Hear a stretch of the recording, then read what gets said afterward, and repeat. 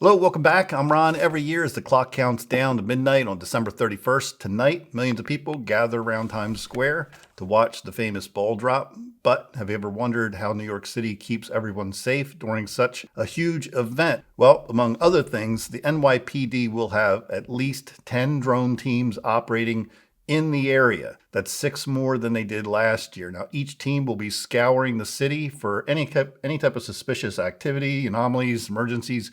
These drones will help police keep an eye on the massive crowds and watch for anything, obviously, that looks unusual. Now, the deputy commissioner says these drones are part of a bigger plan to keep the city safe, and they will work alongside of officers on the ground, police on horsebacks, and even teams on rooftops and helicopters. So just be aware if you're going down New York City, don't mess around. And obviously drones can go places where people just can't go. They can fly over busy streets, look into tight spaces, and send video back to central location instantly. And of course, if something is happening, officers can or are able to respond quickly and help other officers respond faster as well. Now, this is especially important in big crowds, such as a Times Square event where over 1 million people are expected to gather this year alone.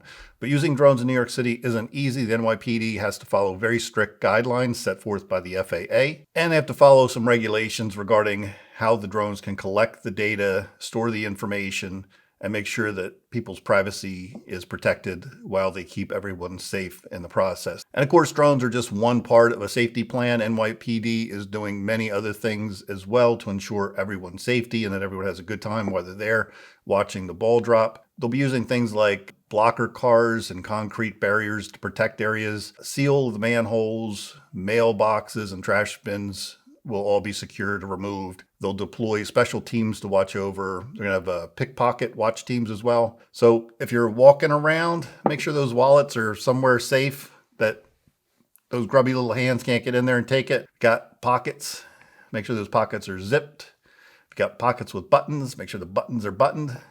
You get the idea. Anybody touches you, I don't know about you, but I get suspicious immediately. Anybody bumps into me, touches me, I'm always making sure my personal belongings are still on me. Just something to be aware of. And with that being said, again, there's going to be officers everywhere, both in uniform and undercover, watching for anything suspicious. And I do live about an hour outside of New York City, so these types of large events always kind of pique my interest. Personally, I have no desire to be in New York City on New Year's Eve. Big crowds and lots of people just aren't my thing. I've been to New York City many times, so been there, done that.